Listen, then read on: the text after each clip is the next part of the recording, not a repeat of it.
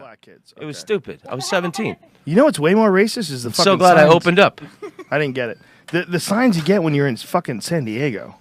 Oh, those, the family running across the highway. It's the dad and the mom and the little girl. They're not married, by the way.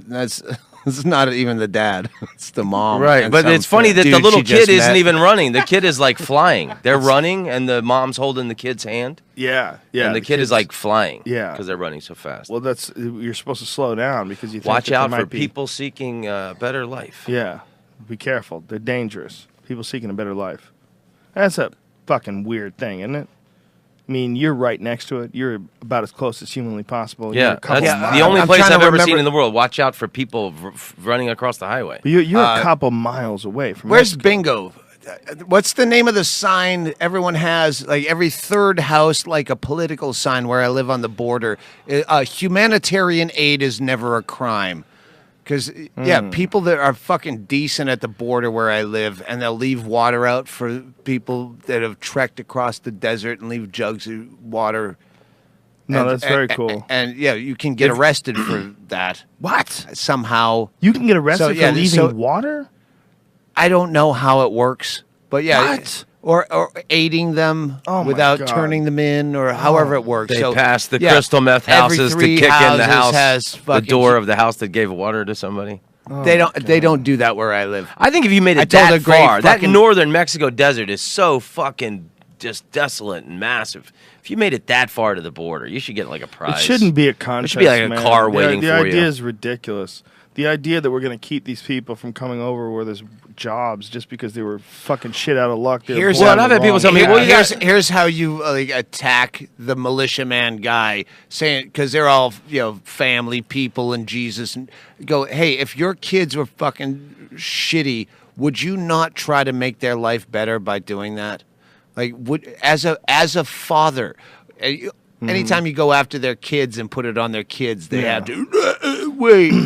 Would you not try to make your child's life better by getting to a better place? If we really believe in humans, just the concept of human beings, you really believe in that humans are just a born bundle of potential. If you're not a total complete racist, where you think that your race is superior or you're superior because of whatever shape you are or color you are, if you're not that, then the idea of borders and keeping people that are poor out of places where they don't have to be poor anymore because there's jobs. It's ridiculous. Well, it's funny how people talk about like all these immigrants flooding over the border. I've been down to visit you a couple times. And I was driving to El Paso from your place once, and there's that one small road that goes from Bisbee straight to El Paso, and it's right along the border.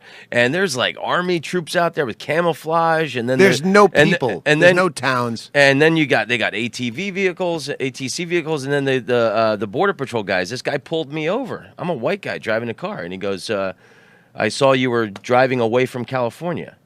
What the fuck? I've come to visit you with Florida plates. What the fuck, the guy? It's completely ridiculous. Yeah. First of all, they got probably drug related, which has nothing to do with immigration.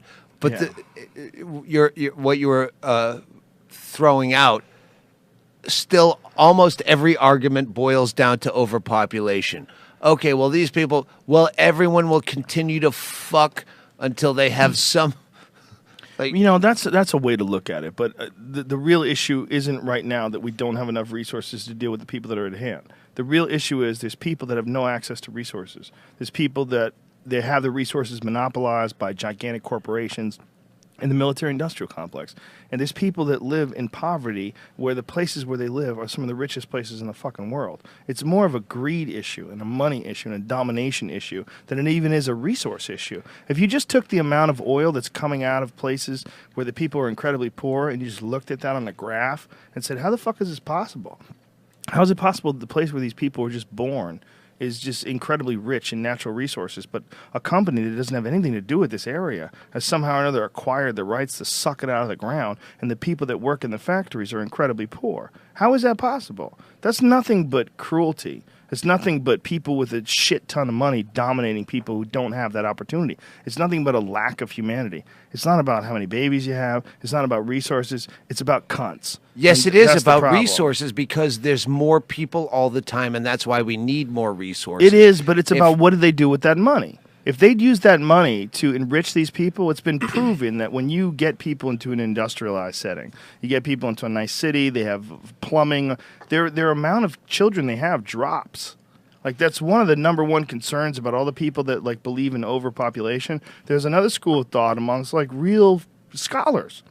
I'd say that overpopulation exists in rural areas, third world countries, a lot of different places, India, China, what have you.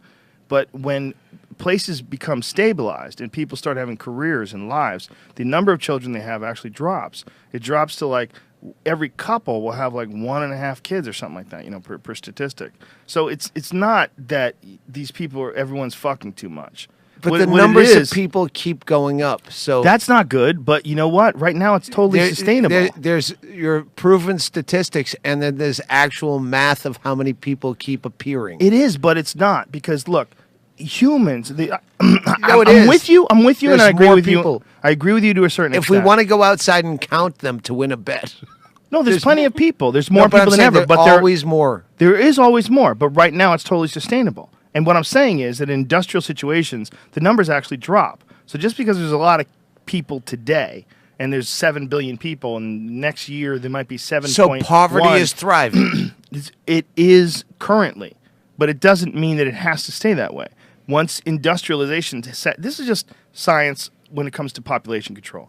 When you industrialize an area, the people have less children. Because when the people start getting careers, they have less children. So even though you might have an area that has a lot of people right now, if that area improves in the quality of their infrastructure, their economy, all these different variables. Obviously, I don't have a dog in this fight. But once they start doing that, the number of babies they have actually drops. So it's a matter of, in my opinion, it's definitely moved into West Hollywood in 1995 in a rent-controlled place. Brian still lives there. Parking is way fucking harder. This is not an impoverished place in West Hollywood. There's more fucking people. Well, there's more people here, but there's less people in Cleveland. There's less people in Detroit. Detroit is fucking half empty now. Detroit, you can buy a house for $500. I mean, California's a great spot. It never rains. It's fucking 80 degrees in February. Everybody moves here because they want to be famous like Kim Kardashian. You got me there just because I'm drinking. Look, it makes sense. There's definitely more people. Like, statistically, there's way more people. And it is a problem. But it's not the number one problem. The number one problem is the country, the world, all the economies, all of the fucking natural resources are controlled by cunts. By evil cunts that have shit tons of money and weapons.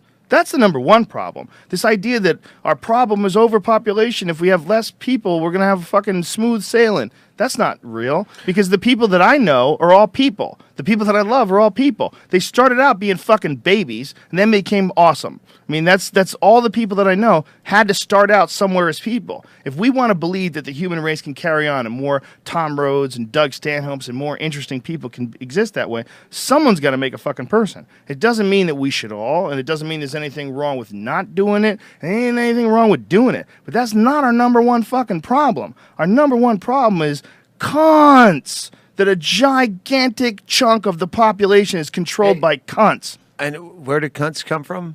Cunts come from people. Babies. So do comedians. No, so but do strippers. Yeah, so but like, you know what singers, you're talking about, like all your favorite movie stars. They all came from a vagina.